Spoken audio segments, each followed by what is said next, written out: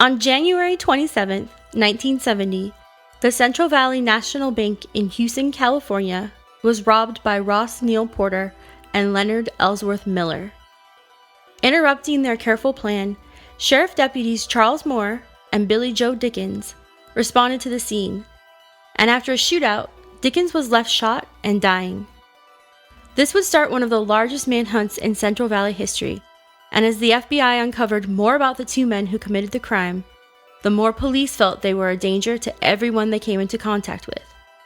Join us in this episode of California True Crime as we talk about the histories of bank robbers Ross Neal Porter and Leonard Ellsworth Miller.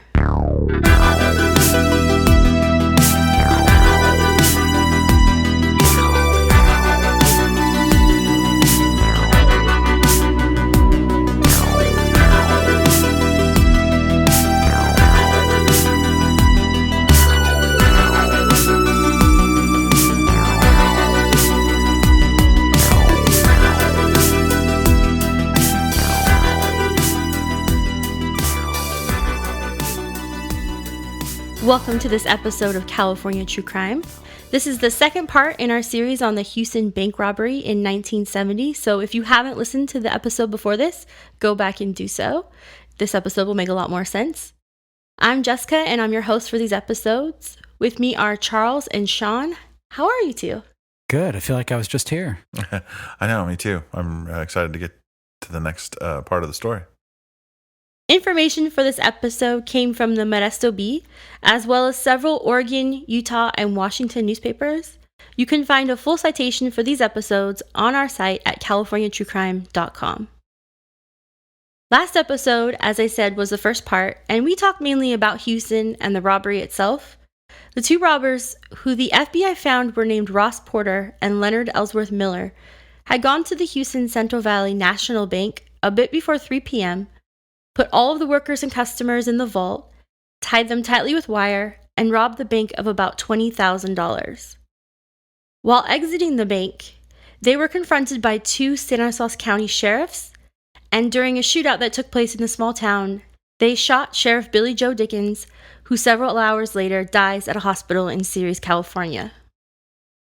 At the end of last episode, the FBI quickly narrows down the names of the men who committed the robbery, and an intense manhunt gets started to look for them. This episode, we're going to talk about the two robbers just to give you some background on them, because separately they have some interesting criminal histories, and you can kind of see how the two of them meeting or working together sort of creates this new robbery duo with similarities to their past. The other reason we're going to talk about their histories of crime before we talk about the manhunt is that the manhunt is really massive. It had to be expensive. Parts of it might seem a little over the top, so I think it's important to have an understanding of why police, why the FBI, why sheriffs are so focused on catching them. It's just good to understand what's going through their minds and the minds of people in the area and loved ones of those searching for them while it's happening. And they're very dangerous criminals, and so I think it's important to understanding their background and what happens next. And just in case it's been a bit since you've listened to the first episode, and to bring it into context, we really are talking about the time period immediately following the robbery. So the robbery's happening at 3.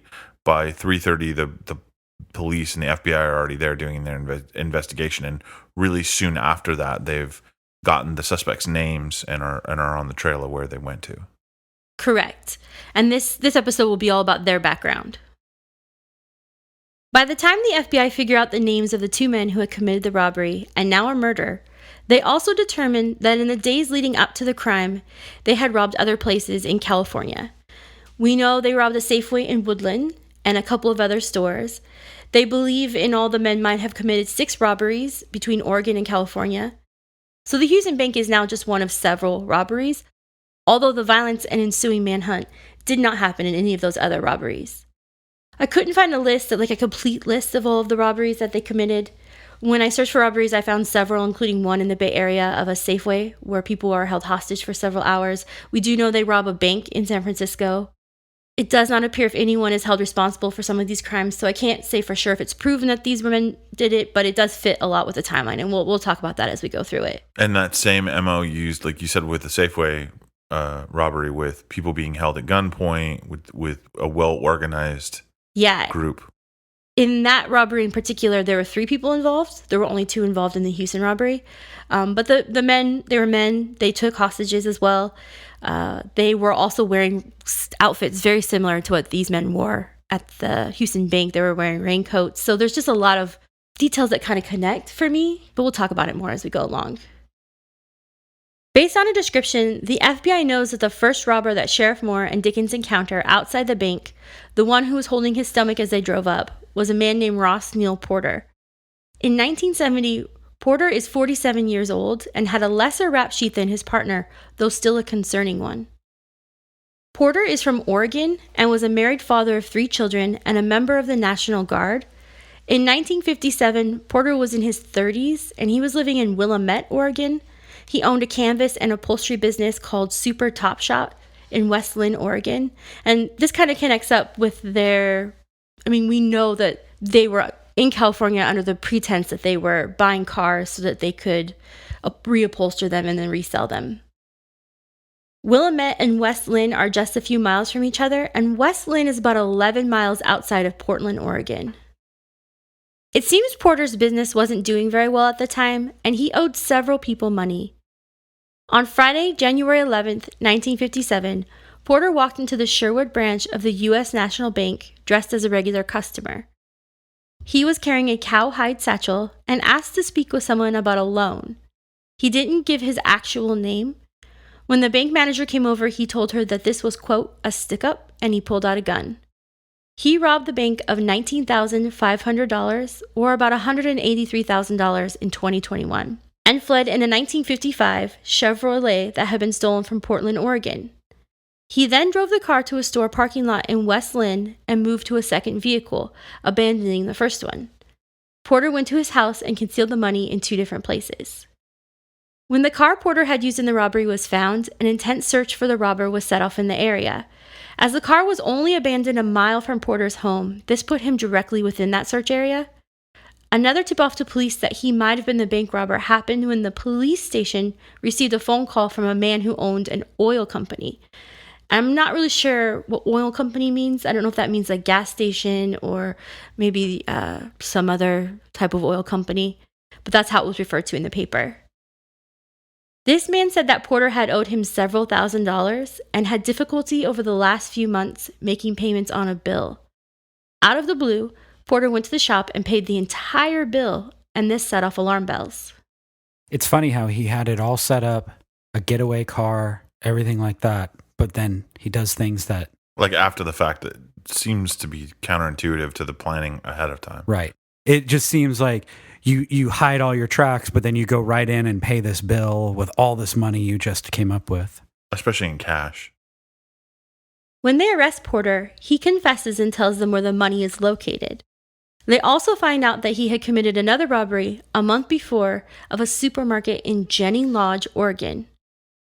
During that crime, Porter walked into the supermarket and asked the clerk for $1 in change. When the clerk went to help him, he pulled out a .45 caliber automatic gun and prodded the clerk into the back of the store. There he forced the clerk to open the safe, and Porter took the contents and then slipped out the back of the store. Based on the newspaper report, the clerk did not get any identifying information to help the police locate who had robbed the store, and also said they did not hear a getaway car. He was able to steal $1,200, or about $11,000 in 2021 dollars, in that crime, and once the police arrest Porter, they're only able to recover about $14,000 total, so from all of these 2 robberies. So he's already setting up. I mean, he's really comfortable with this. Again, going back to the last episode when you talked about the professional bank robber or professional robber in general, this is somebody who thinks about a plan, executes it, is cool under pressure, I guess, and it doesn't think twice about robbing a grocery store or a bank or really wherever. Yeah, it's interesting because these are what at least I know of as his first 2 crimes. And he, like you're saying, he already has some of the hallmarks of someone who's done this perhaps many of times. I mean, he's stealing a car. He has a getaway car to begin with. He changes out cars halfway through to throw off police. He uses a weapon. He's doing things solo as far as I can tell, but there's a lot of those hallmarks that you would think a more seasoned criminal would have. Porter goes to trial, but he's also a member of his community, so a lot of people want to stand up for him. In all, 193 people in West Lynn, most of them businessmen, doctors, National Guardsmen, and other family and friends, asked the judge to give Porter probation. Porter pleads guilty, and he's given 10 years in prison. After Porter leaves prison around 1965, he is rearrested for carrying a weapon and assault. Those are violations of his parole, and each time he commits one of those, he's sent back to prison. At some point, he will meet a man in prison who he will join criminal forces with, Leonard Ellsworth Miller. I'm not sure when they meet or how they meet. I saw one thing that did say they met in prison, but I didn't really see a explanation of how that happened. Or the other possibility is if they didn't meet in prison, that they knew people in common who, maybe they eventually met through them, people who were involved in some similar crimes. Either way, that meeting will send them on a path to California. The other thing that's interesting is Porter's crimes, which already include robbery and use of a gun, but they'll become more violent when he meets Miller, who by the time they rob the bank in Hughson has a much more extensive and violent criminal history than Porter. Leonard Ellsworth Miller was a career criminal, and that career started when he was just a child. I pieced what I could find about his life from his testimony at trial and also through news articles about him in several states. I was also very lucky in this case to have someone give us a little bit of information about the end of Miller's life. Miller was born on December 29th, 1925, and according to the Spokesman Review, a newspaper in Washington state, he is from a town called Sunnyside. He did spend much of his childhood in California. His mom was a rodeo rider who left his dad, and then when Miller is 6 years old, he becomes a ward of the state. And it seems like as a child, he traveled around to a lot of different states, I assume with a rodeo with his mom. I don't know exactly what happened for him to become a ward of the state, but I don't believe he's in touch with his parents after he's 6. We talked a little bit about the state of the social net for children during this time period. It really wasn't great. Not that I'm suggesting it's super top-notch now, but Miller spent the next 6 years moving between foster homes. Once he becomes a teenager, he starts his criminal career by stealing cars. At age 17, around 1943, he was arrested and sent to the Preston Industrial School of Industry. This is a reform school in Ione, California. This reform school in particular is notorious for being difficult and dangerous and violent.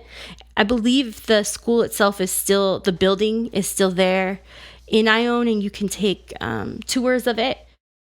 As we know, as we talked about before, these schools were not places that really supported children. They were places where punishment was really a big part of the curriculum and a part of...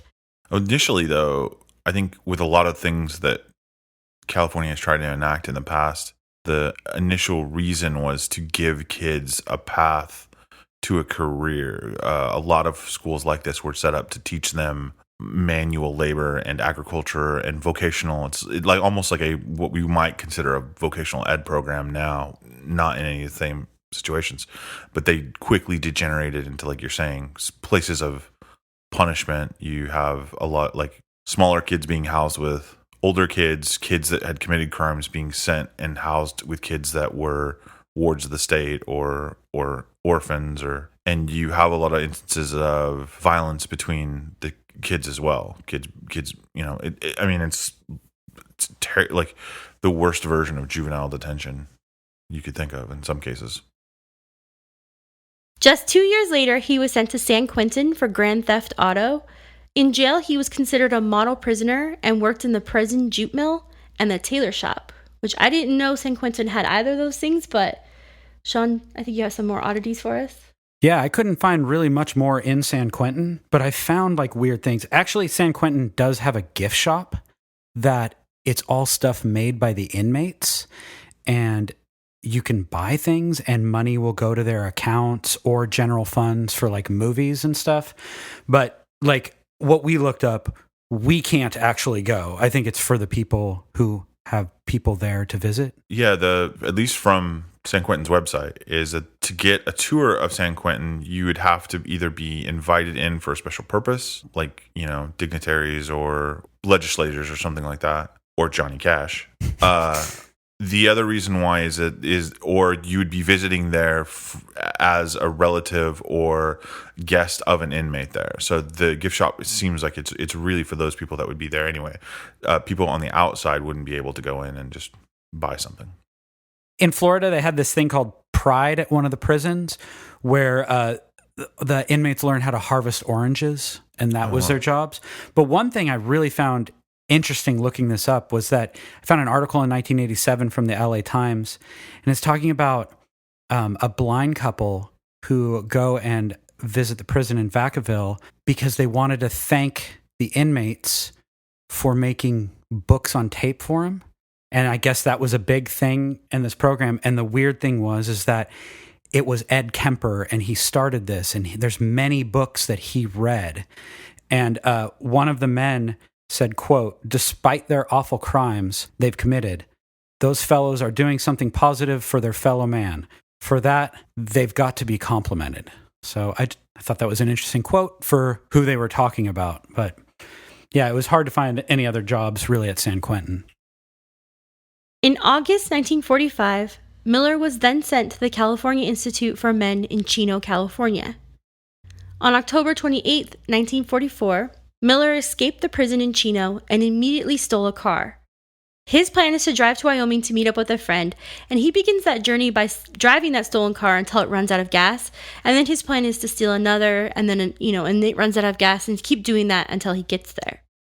Intermittently, he also hitchhikes, and he finds himself in Las Vegas, Nevada, where he steals another car and drives to Utah.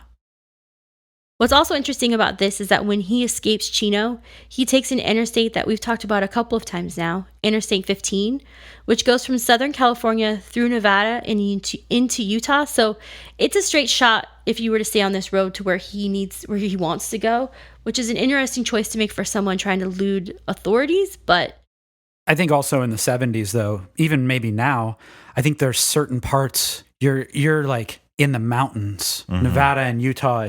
It's not the 405. It's not the 101 in the middle of Los Angeles. It's some of those semi-desolate. Some of like if you're trying to take like the 10 across the country, there's just parts that are like, you keep your eyes open. It's hard to because it's just so boring. Even like around here, the 5 at certain spots, there's just so much field and you don't see anything. So maybe it's that gamble of I want to get out and away as fast as possible, but I also have to gamble that against running into a police officer or a sheriff's deputy or somebody that's looking for me. When he escapes Chino, law enforcement does look for him, and they put out a bulletin about his escape. Around November 5th, Miller enters into a big chase with police.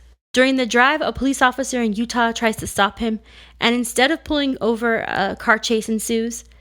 Eventually, Miller is forced to drive into a ditch near the town of Beaver, Utah. He exits his vehicle and runs into the hills where he finds a house. He burglarizes the house and steals another car. Police catch up with him again and chase him from Fillmore to Nephi, Utah. At one point, Miller even gets arrested by a Utah highway patrolman, and on their way to jail, Miller leaps out of the back seat of the patrol car and again runs into the hills. This strategy works, and he eludes police. Eventually, he's able to hitchhike his way to Salt Lake City, Utah. And on this road that he's taking, like you said, Sean, there are huge stretches where there's just nothing around. So when he's being chased by police or when he gets in an accident or he leaps out of the car, he's basically just running into hills where there really aren't people. You talk about it's interesting too because we know from the story, we know where this is leading. We know where he's going to end up is this planned, calculated bank robbery. But now it just seems like it's almost like you said, I think talking about the different kinds of bank robbery, it's an impulse control. Like I'm just going from one to another without really a thought. I get arrested, I'm going to leap out of a car. No thought about what I'm going to do. I'm just going to leap out of a car and run for direction. I see a house, burglarize it, steal a car, move on. It's like that shark thing about constantly always having to try to swim, which I know is not necessarily always correct with sharks, but he is also pretty young at this time. The other thing is that, this seems to work for him. He gets away quite a bit. He's already escaped jail. So, you know. Right. Jail and back of custody. The custody of back of a police car. In Salt Lake City, Miller works to blend in, even taking on an alias. He goes by the name Robert Burton and tells people that he's from Arizona. Miller stays at the Milner Hotel, which is at 33 West 2nd South, according to the Salt Lake Tribune, and was roommates with a 17-year-old. This hotel sounded like more kind of like a hostel.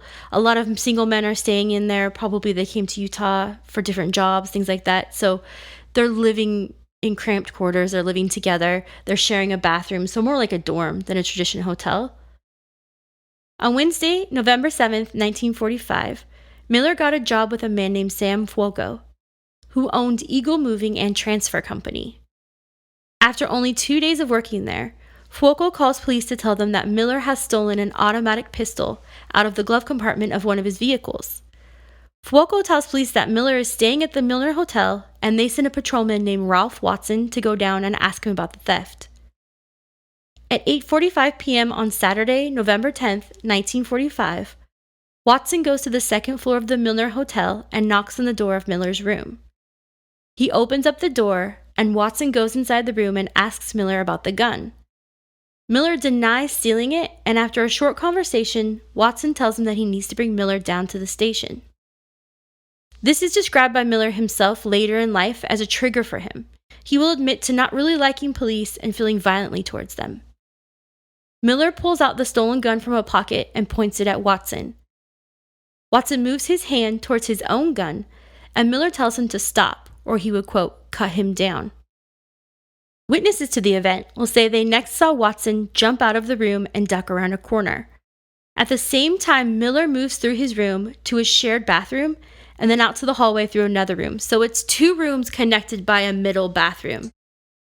He ends up in the hallway behind the officer and shoots at him, hitting him in the hand. And this is really familiar to what happens in the Hughson robbery, where it sounds as if he came behind Billy Joe Dickens to shoot him. Surprising him in the act. Right, yeah, and shoots him in the back. Watson will turn, and the 2 will unload their weapons. In all, Miller will shoot 7 times, and Watson will shoot 4 times. Once the shooting stops, people enter into the hallway, and both men are on the ground hurt. Another man living in the area will move the gun away from Miller. Patrolman Watson has been hit in the chest, his right arm, and his hand, and Miller has bullets in his chest and abdomen. Police and ambulances are called. While waiting to go to the hospital, Miller tells police that he doesn't want to go back to prison in California and was willing to do whatever it took. So in this case, he's willing to go down, even if he has to die, shooting in order to not go back to prison. Mm-hmm. Miller and Watson both live, and they recover in a hospital. Miller is then arrested, and in December of 1945, will take a plea deal and plead guilty to a lesser charge of assault with a deadly weapon. He will receive 5 years in prison. That is astounding to me. 5 years for shooting a police officer, and robbery, assault with a deadly weapon, Attempted murder, really. Attempted murder, And with everything that he was doing before, yeah, fleeing a prison. It goes, and again, this is Utah. We're not familiar with Utah's. It's also the 40s, so well, yeah, we're not familiar with the 40s. Yeah, we're not. I mean, with the legal landscape was at the time, but even it just seems like, again, it's an instance of not understanding what goes behind the sentencing. So there's also this amazing quote that's really like a movie quote in the Salt Lake Tribune about the crime, and I'll ask Charles to read it. There are risks police officers take in discharging their duties to the public, in protecting the lives and property of citizens for potential murderers and prowling thieves, in giving bandits, burglars, blackmailers, and bunco steerers to understand they're neither tolerated nor unquestioned in Salt Lake City. Unquote. At some point, Miller is released from jail in Utah, and he makes his way to Nebraska, Washington, and Oregon, meeting and committing crimes with a lot of other criminals along the way. In October of 1953, Miller is driving a car with 4 other people in it, a woman named Barbara Jean Royer, who's 21 years old at the time, and 3 other men on an Oregon highway, when he was pulled over by a 24-year-old patrolman named Lawrence Kazar. Kazar had pulled them over to issue a citation. Nothing in the paper specifies what that was. I don't know if they were speeding or maybe they had broken some other law. But Kazar walked up to the car and talked with Miller through the driver's side window, and then walked back to his patrol car to get his ticket book. As he did that, 2 of the men in the vehicle got out of the car holding a rifle and walked up to Kezar. They threatened Kezar's life, shot the rifle off once without hitting anyone, and told Kezar to give him his keys and get into the patrol car. They then got inside and drove behind Miller about 6 miles to Mackay Reservoir and to an area near McNary Dam where there was a lot of sagebrush and foliage. They got out and used Kezar's handcuffs to cuff him to his steering wheel. They then shattered his radio and broke his car battery. They also steal all the officer's weapons, including his pistols and a rifle, and threatened to kill him. All 5 people, including Miller, then got back into the original car and drove away. Yeah, when he talks about later, early when you said that he will talk about later about police being a trigger for him, that's kind of an understatement. This guy goes for a ticket, kidnapping a police officer. But what's interesting in this situation, it wasn't just him. It was No, it's 5 people. They all agreed, this is what we got to do. Which he's been traveling through, 3-4 states now, robbing, committing these crimes on his own and with other people. Be interesting to find out or know. Maybe you do, Jessica. It seems like he's more of a ringleader than a sidekick, I guess. It is hard to tell. He is in a lot of these crimes, he'll be with other people. It doesn't come out and say that he's part of like an organized gang or anything like that, or a mob. But the FBI do show interest in him pretty early on and in his other contacts. So, I don't know.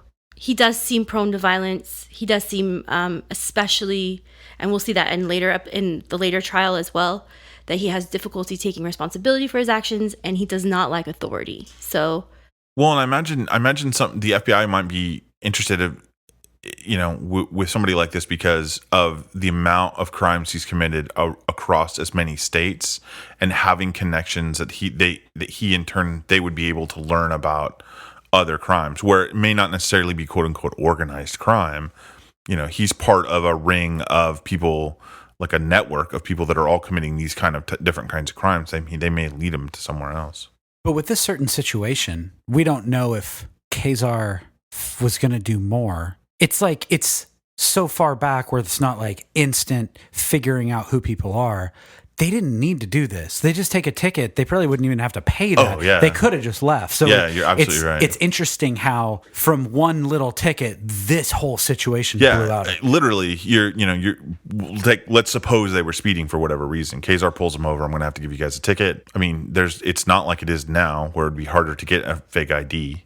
He could have given them whatever name or had a fake driver's license. Even before he writes the ticket, this all, it escalates from 0 to 1,000, Kezar was found before anything more terrible happened to him, and information about the people in the car and the car itself was sent out to the rest of the state and nearby states. A few days later, police outside of Mabton, Washington, responded to a crash. A man and a woman who were driving along the highway there tried to go around a car and ended up in a head-on collision with a car coming the other direction. Police recognized the car as the one involved in the kidnapping of an officer in Oregon. Inside the car is Leonard Ellsworth Miller and Barbara Jean Royer. They are arrested, and immediately at the site of the crash, Miller tells police that they are the people they're looking for in the kidnapping. He also says that there are 3 other men that he had dropped off in another area of Oregon. I believe it's in Prosser, Oregon, but he refuses to give their names. The 2 are taken to the hospital. On Miller are 2 loaded pistols that they had taken from the officer, and the rifle that they had stolen, or that they had used, in the commission of the crime was also in the car. Well, going back to your earlier point, Sean, it is interesting. As much as he hates cops, we've established that now, and as willing as he is to go off in a minute's notice, he has 3 loaded weapons in his car, and in the middle of this car crash, he admits that he's the people looking for. When you're talking about, we're not in a time in 45, 44, 45, 46, it's not instant communication. It's theoretically possible he could have given him whatever name he wanted to. But I think because the car looked the same, they kind of already knew, but he also could have been, it doesn't say his injuries, that he was so jacked up, he's just like, I did this, take me to the hospital and keep me alive. Right. But yeah, I'm not sure what was actually going through his head. Yeah, what causes a mere ticket to lead him to kidnapping and assault with a deadly weapon and then head-on collision. Oh, I'm the guy you're looking for. It's me. Often in Miller's life, even as as we get back to Hughson and start talking about what happens there, Miller will be described as someone, as I said, who doesn't really have a lot of emotion, but is quick to anger as his kind of only emotion, and quick to think that he's always right, and kind of cold-blooded. And I think when we discuss the kind of person it takes to be a robber who takes hostages, a robber who threatens life, a robber who's not afraid to take a life, Miller kind of fits in that. He's making decisions that I think are based on perhaps his own immediate enjoyment of, kind of the thrill of getting away, of leaving jail, of making a run for it, of kidnapping someone. Interesting. At least that's a possibility, I think. And then that question of, in somebody like that, what is it? Well, what are the seeds that would set him off to go from 0 to not 0 relatively quickly? He's also described as someone who doesn't, he understands the difference between right and wrong, but he doesn't agree with society's rules. He thinks he should be able to do whatever he wants.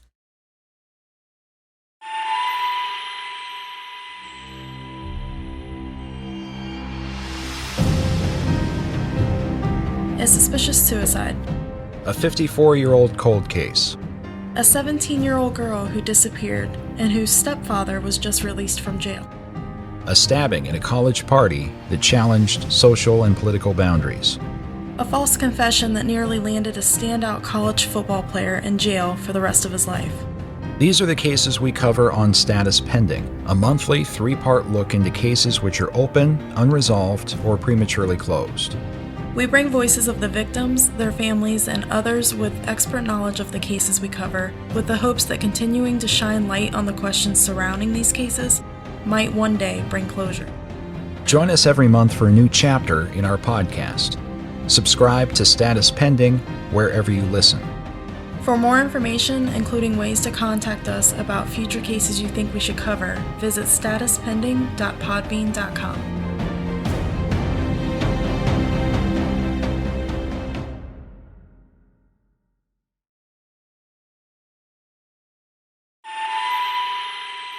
Eventually, another man will turn himself into police. And I think this is interesting because the newspaper uses the word gang and say that police are pressuring these two men to give up hideouts along different routes for them and for other people in the commission of crimes, which again may or may not lead up to a larger organized structure. And I think given the time period, and we are coming out of World War II and going back just a few years before that, you have the Great Depression, and you have a lot of famous bank robbers, and there's this idea of like bank robbers hold up in the gang, and that even goes back to like Western mythology of Jesse James gang, the Hole in the Wall gang, Butch Cassidy and Sundance gang, and all these ideas of like these roving bands of marauders hung out in this weird dusty stronghold. Maybe that's what's leading them to. And again, like we talked about this, he's roving over a pretty large area in Western United States and has a lot of connections to other criminals. And it might not be the modern term of gang. It could be more of a broad term of people that know each other that do crimes. Yeah. Like just in general, instead of like how we kind of know what gangs mean. Right.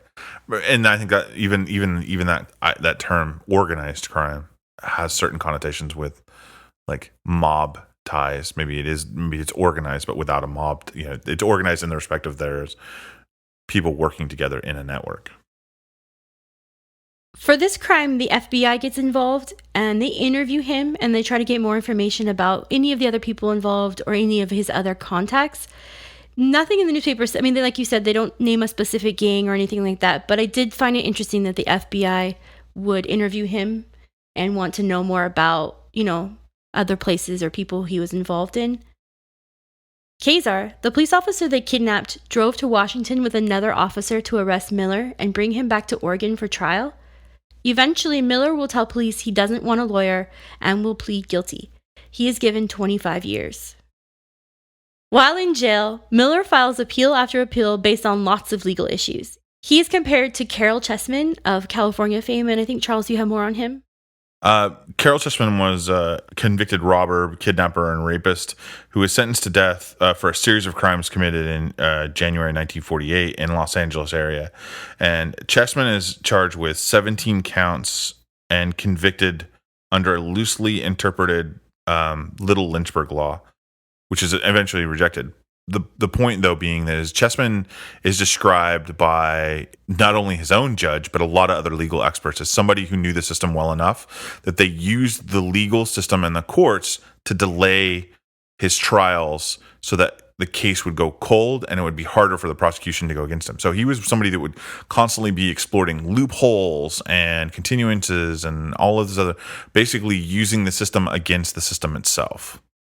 And Miller would kind of take this on as well. He's been inside the system for a long time now. He seemed very adept at understanding the law, and he tries to use those same methods to get out of jail. In 1957, during one of those attempts, he was brought to the courthouse to represent his case, and he and another inmate actually escaped the court. They basically just sort of make a run for it. Miller is caught just a block away from the court, but gets 18 months added to his sentence. No, again, It's like his fourth. Right? I mean, if you count the jumping out of a car. Well, the car, the prison. If you count the kidnapping of Kazar in a way, I mean, all he was going to get was a ticket, but who knows? But he does that. That's like the fourth time he takes off. It's crazy. So we're going to tack on 18 more months. Like that's, I don't know. Again, it's another instance of, for me, okay, really? As opposed to what? I don't know. Tack on like double his sentence or not? I mean, I don't know. I find it interesting that it is only 18 months added for another attempted escape. I understand that, but to me, this one, looking at 18 months, that's over a year and a half. Yeah, I guess he was trying to escape, but all he did was get outside the courtroom. I mean, if you're putting it fully on the escape, but he didn't go far and he didn't hurt anyone that time. That's an interesting point. Is it the act of escaping, or is it the length of time that you've escaped that should be more important? Probably the law just says the escape. Right, you're right. I'm just saying, like, he got out, he got a breath of fresh air, and they caught him again. You didn't get that far. Yeah. So we're only going to, and you're right. It is, I think a year and a half is saying that is even a little different than 18 months. But, and I think what's coloring my view of it too is a bit of, we know where the story is heading. Right. Miller gets out of jail on August 30th, 1965. He will have served at that time about 12 years of his 26-and-a-half-year sentence. He stays in Oregon, and he goes back to committing robberies just right away. He will also go back to committing robberies with other people. So there's always kind of, as I said, people with him or people he's committing crimes with. Nothing I read said that they were a known established gang, or maybe if it was just friends he made, as you guys said, or a kind of friend or friend of a friend type thing. He does spend time all over the country. He's spent time in Utah, Oregon, Washington, Nebraska, Arizona. It all seems pretty organized in Oregon once especially he gets out of jail, which he might have met even more people into the same sorts of things he's into, which is, committing crimes while he's in jail. Either way, when he's paroled, he's in the same area as Porter is and living in Albany. In 1965, he met up with at least two other men, Warren Keller and Clarence Gould, to rob some shopping centers. They went on August 10th, 1965, to a shopping center in Lebanon, Oregon, called the Centwise Drugstore in the Southgate Shopping Center. They wait until the store is closed and they head to its roof. On the roof, they cut a hole into a nearby store called Jerry's Market. They slip through that hole into the market and then cut another hole in a door that connects Jerry's Market to the drugstore. They go through the hole, and from there, they go into the store and steal guns, binoculars, radios, shooting scopes, watches, cameras, ammunition, rifles, and walkie-talkies. So this one's actually tunneling, like we talked about in the first. Yeah, this is a pretty sophisticated. And that does lead more to it is like Miller is organizing these people or bringing in a crew. Someone together. is, yeah. Also, I think it's interesting, and I think we should point out, too, that I guess if you're listening to this in 2021 and you don't, your version of a drugstore is like Walgreens or CVS or Rite Aid, that there was a time when drugstores were a little bit more like Target. Like you would go there to get everything you would need, especially in smaller communities. I know we like growing up, we had a couple around here where we're from. The same night, another market was broken into in the same way. That market was a cornet, and it also had people get in by cutting in a hole into the roof. I don't think I don't think that Miller was involved in that robbery, but it's at the same time and the same night, so I think it is a coordinated robbery from two different groups. Also, as an aside, do you guys remember Cornet? Loved Cornet. I did too. Yeah. I don't know exactly when it starts. As I said, Miller starts using that alias during his crimes. He also uses the name Johnny Callahan as an alias, and he's known to carry around a Beretta. I never learned exactly what gun they had in the Hughson bank robbery, but in these other robberies, he's kind of known for that being his type of weapon. Beretta starts around this time, late 60s, early 70s. Beretta is becoming very popular as a semi-automatic pistol. It does have a higher capacity, like what we talked about earlier. So it is between an 8 and a 10 shot capacity magazine. So it becomes very, very popular for that reason. It's a lot more bullets. It's faster, and it's relatively reliable. Only 22 days after being paroled, police catch up with Miller, and he is again arrested and sent to prison. This is where he stays until January 10th, 1970, just a couple of weeks from when he'll walk into the Hughson bank. His address when he gets out is 1004 South Washington Street in Albany, Oregon. This is the same city that Neal Porter lives in. Miller lists his occupation as a machinist. The first thing he did when he left prison was marry a woman named Phyllis Donaldson, who also lived in Albany and who had waited for him. I don't know how long they knew each other beforehand. She is a mother of 5. What's interesting, at least to me, because I spent a lot of time trying to figure out how Porter and Miller knew each other, how much their lives overlapped, is that when Miller and his wife applied for a wedding license, they both list their addresses as in Albany, and his job, he lists as a machinist, but her job, she lists as an upholsterer.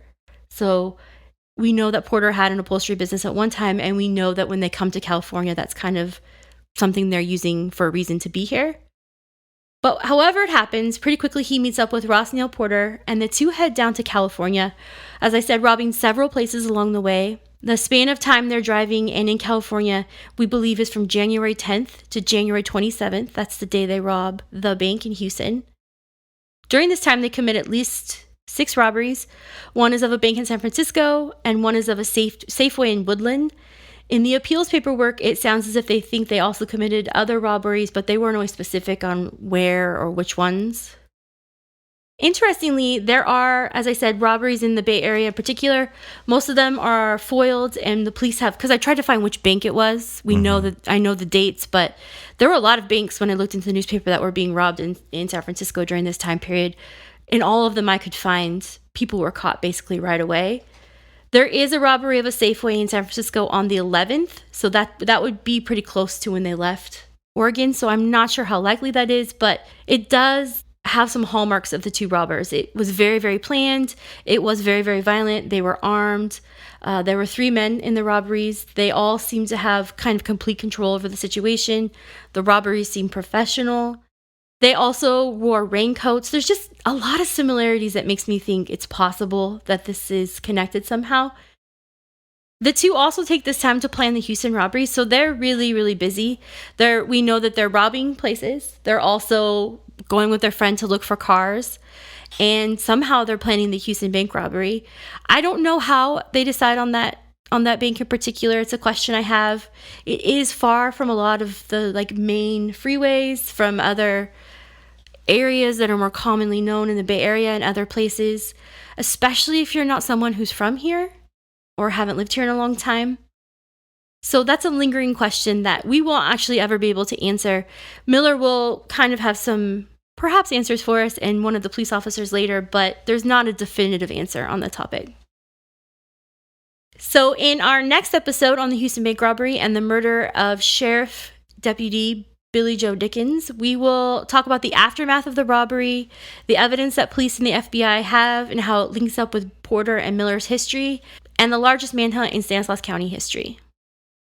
And sharing our cold case for this episode is Sean. Wanted by the FBI is the Lost Coast Bandit. This suspect has robbed banks in Northern California and specifically in towns of Eureka and Arcata. All of these robberies occurred at branches of the Coast Central Credit Union. The first 2 robberies occurred on December 18th, 2020, and January 8th, 2021, at the F Street branch in Arcata. On January 16th, 2021, the last known robbery took place in a branch in the Bayshore Mall in Eureka, California. The suspect is male, approximately 170 pounds, standing 5 feet 5 inches to 5 feet 8 inches tall. He is described as having a medium build with dark long hair that is possibly longer in the back and braided. He is white, Hispanic, or Native American and has worn a Fox or Dickies brand hoodie and dark baggy pants during the robberies. Witnesses describe him as having good posture. During the robbery, he passed a note to the teller. In the note, used all caps and strange phrases. He also threatened to shoot the teller and customers in the bank if any alarms were pushed or if any die packs are used. We will have links to pictures from this robber provided by the FBI on our website at californiatruecrime.com. If you have any information about the suspect or the robbery, you can contact the FBI at 415-553-7400 or detectives at the Eureka Police Department at 707-441-4032. The FBI is offering a $5,000 reward for information leading to the arrest and conviction of the person responsible for these crimes. Thank you for listening to this episode of California True Crime. For a full list of our sources as well as more information on the case, head over to our webpage at californiatruecrime.com. You can also support the show by finding a link to our Patreon on this page, which has an option for ad-free episodes, as well as finding a link to our web store where we have California True Crime merchandise for sale. If you'd like to contact us, you can find us on Twitter, Instagram, and Facebook at Cali True Crime. If you enjoyed this episode, please leave us a review. We'd like to thank our quality control engineer, Melanie Duncan. This was recorded at Snail Ranch Studios and is a production of Wait Grimace.